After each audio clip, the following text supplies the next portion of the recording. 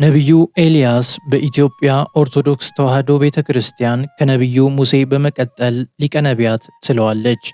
እንዲሁም በዚች ቅድስት ቤተክርስቲያን ርዕሰ ነቢያት በመባልም ይጠራል። የስሙ ትርጓሜም እግዚአብሔር አምላክ ነው ማለት ነው። ነቢዩ ኤልያስ በእግዚአብሔር ፈቃድ ከአባቱ ኢያሱንዩ ከእናቱ ቶና በታኅሳስ 1 ቀን ወደዚች ምድር መጥቷል። ይህ ቅዱስ ነቢይ በተወለደበት ዘመን እስራኤላውያን ከእግዚአብሔር መንገድ ፈጽመው የራቁና ጣዖታትንም ለማምለክ የበቁበት እጅግ ክፉ ዘመን ነበር። በዚህም ጊዜ እግዚአብሔር ነቢዩ ኤልያስን መንፈሱን አሳደረበት።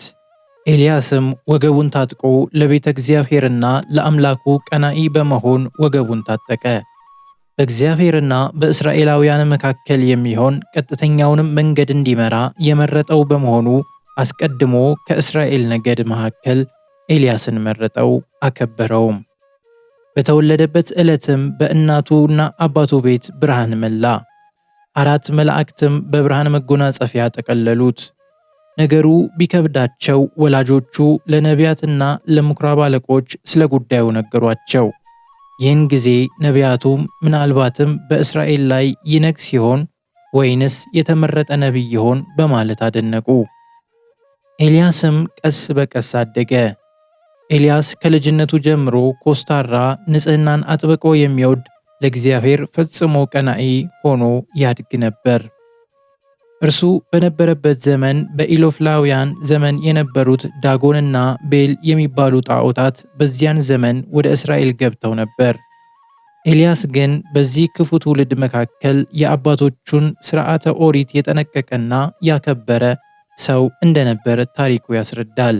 በአምልኮቱ ቀናተኛና እሳት የሆነው እግዚአብሔርም የእስራኤልን ሕዝብ ይመልስ ዘንድ የእግዚአብሔር መንፈስ ነቢዩ ኤልያስን አነሳሳው። ኤልያስ ለጉዳይ ካልሆነ በቀር ከሰው ጋር መኖርን አይወድም ነበር። የሚኖረውም በተራሮችና በኮረብቶች ነበር።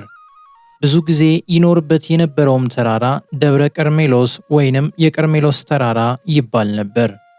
በዚህም ዘመን በእስራኤል ላይ ክፉ አክዓብና ሚስቱ ኤልዛቤል በእስራኤል ላይ ነግሰው ነበር። እነዚህም ሁለቱ የእስራኤልን ሕዝብ ከአምልኮተ እግዚአብሔር በማውጣት ጣዖታትን ያስመልኩት ነበር። ከዚህም በከፋ ሁኔታ ኢይዝራኤላዊውን ናቡቴን በወይኑ እርሻ አማካኝነት የአባቶቼን ርስት አልሸጥም በማለቱ ደሙን አፈሰሱ። ይህንን የሰማው ነቢዩ ኤልያስም በታላቅ ቁጣ ወደ ንጉሡና ንግሥቲቱ ገብቶ የናቡቴ ደም በእናንተ ላይ አይቀርም፣ ያንቺንም ደም ውሻ ይለሰዋል በማለት ንግሥቲቱን ገሰጻት። በዚህም ምክንያት ነቢዩ ኤልያስን ልትገድለው ፈለገች። እርሱም የእግዚአብሔር ነውና ልታገኘው አልቻለችም። በዚህም የተበሳጨችው ንግሥቲቱ ወደ 900 የሚጠጉ ነቢያትን አስገደለች። በዚህም በእስራኤል ላይ ዓመፅና ኃጢአት ፈጽሞ እየከፋ እየበዛም ሄደ። እስራኤላውያን የእግዚአብሔርን ስጦታና ጸጋ እየተመገቡ እግዚአብሔር ከሰጣቸው በረከት እያገኙ ነገር ግን እግዚአብሔርን ረስተውት ነበር።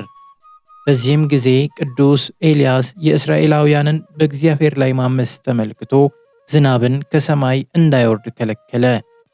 ነቢዩ ወደ እግዚአብሔር ሕዝብህ በረከትን ጠልን ከእጅህ እያገኙ ነገር ግን አንተን ረስተዋልና ሰማዩን ዝጋባቸው ብሎ ለመነ። እግዚአብሔርም የነቢዩን ቃል ሰምቶ ሰማይን ለ3 ዓመት ከ6 ወር ለጎማት። ለነቢዩ ኤልያስ ግን ቁራ እንዲመግበው አዘዘለት። ምንጭም ፈልቆለት ከዚያ ይጠጣ ነበር። 3 ዓመት ከ6 ወር ሲሆን እግዚአብሔር በሕዝቡ ላይ ጨክኖ አይጨክንምና ለኤልያስ ምግብ ያመጣለት የነበረውን ቁራ እንዲቀር አደረገው። እግዚአብሔር በምክንያት ሊያስተምረው ወዷልና ይህንን አደረገ። በዚያን ጊዜ ኤልያስ ወደ እግዚአብሔር ጸሎትን አደረገ።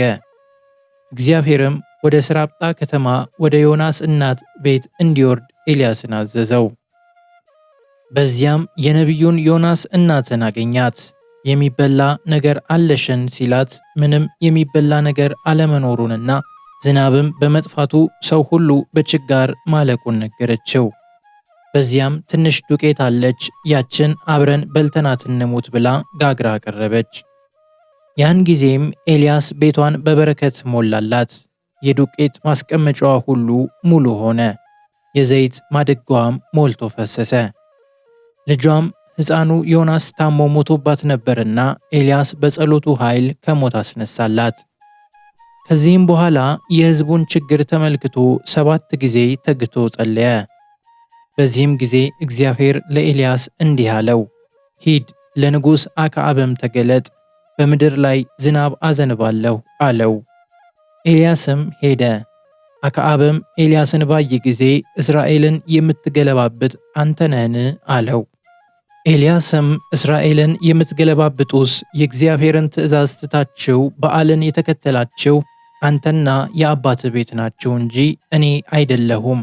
አሁንም ልከህ እስራኤልንና የበዓልን ነቢያት ወደ ቀርሜሎስ ተራራ ሰብስብ አለው። አክዓብም ኤልያስ እንዳዘዘው አደረገ። ሕዝቡና የበዓል ነቢያትም በቀርሜሎስ ተራራ ተሰበሰቡ። ኤልያስም ወደ ሕዝቡ ቀርቦ እስከ መቼ ድረስ በሁለት ሐሳብ ታነክሳላችሁ? እግዚአብሔር አምላክ ቢሆን እርሱን ተከተሉ፣ በዓል አምላክ ቢሆን ግን እርሱን ተከተሉ አለ። ሕዝቡም ዝም አሉ። ኤልያስም ከእግዚአብሔር ነቢያት እኔ ብቻ ቀርቻለሁ፣ የበዓል ነቢያት ግን 450 ናቸው። 2 ወይፈኖች ይስጡን፣ 1 ወይፈን መርጠው ይቆራርጡት፣ በእንጨትም ላይ ያኖሩት፣ በታቹም እሳት አይጨምሩ። እኔም በሁለተኛው ወይፈን እንዲሁ አደርጋለሁ። እነርሱም የበዓልን ስም ይጥሩ፣ እኔም የእግዚአብሔርን ስም እጠራለሁ። ሰምቶም በእሳት የሚመልስ አምላክ እርሱ አምላክ ይሆን አለ። ሕዝቡም ሁሉ ይህ መልካም ነው ብለው መለሱ። የበዓል ነቢያትም 1 ወይፈን ወስደው አዘጋጁ። ከጠዋትም እስከ ቀትር ድረስ በዓል ሆይ ስማን እያሉ ያሸበሽቡ ነበር። ድምፅም አልነበረም፣ የሚመልስም አልነበረም። ቀትርም በሆነ ጊዜ ኤልያስ አምላክ ነውና በታላቅ ቃል ጮኹ፣ ምናልባት ተኝቶ እንደሆን መቀስቀስ ያስፈልገዋል ብሎ አፌዘባቸው። በታላቅ ቃል ይጮኹ፣ ገላቸውንም በካራ ይቦጫጭሩ ነበር። በኢየሩሳሌም ቤተ መቅደስ በሚደረገው የማታው መሥዋዕት እስከሚሰዋበት እስከ 9 ሰዓት ድረስም ትንቢት ይናገሩ ነበር። የሚያደምጥ የሚመልስም ግን አልነበረም። ኤልያስም ሕዝቡን ወደ እኔ ቅረቡ ብሎ 12 ድንጋዮችን ወስዶ ፈርሶ የነበረውን የእግዚአብሔርን መሠዊያ ሠራ። በመሠዊያውም ዙሪያ ጉድጓድ ቆፈረ። እንጨቱንና የወይፈኑንም ቁርጥራጭ አኖረ። 4 ጋን ውሃ በመሥዋዕቱና በእንጨቱ ላይም አፍስሱ አላቸው። ደግሞም ድገሙ፣ 3ኛም አድርጉ አላቸው። አደረጉም። ውሃውንም በመሠዊያው ዙሪያ አፈሰሰ፣ ጉድጓዱንም ውሃ መላው። የማታ መሥዋዕት በሚቀርብበት ሰዓት ኤልያስ ቀርቦ አቤቱ የአብርሃምና የይስሐቅ የእስራኤልም አምላክ ሆይ አንተ አምላክ እንደሆንህ እኔም ባሪያህ እንደሆንኩ ዛሬ ይገለጥ። አንተ አምላክ እንደሆንህ ልባቸውንም እንደመለስክ ይህ ሕዝብ እንዲያውቅ ስማኝ አለ። የእግዚአብሔርም እሳት ወደቀች፣ መሥዋዕቱንም እንጨቱንም ድንጋዮቹንም አፈሩንም በላች፣ በጉድጓዱም ያለውን ውኃ ላሰች።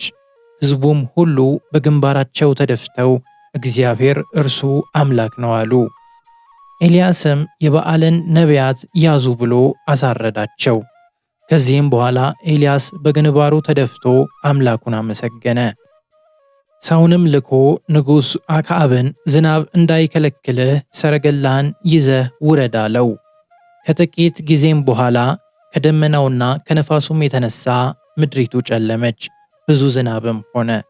አክዓብም በሰረገላው ላይ ሆኖ ወደ እስራኤል ሄደ። የእግዚአብሔርም እጅ በኤልያስ ላይ ነበረች። አክዓብ ኤልያስ ያደረገውን ሁሉ ለኤልዛቤል በነገራት ጊዜ በቁጣ ተሞልታ ኤልያስን አስገድለዋለሁ ብላ ዛተች። ኤልያስም በይሁዳ ወዳለው ወደ ቤርሳቤህ ሸሸ። ይቆየን። ወስብሐት ለእግዚአብሔር።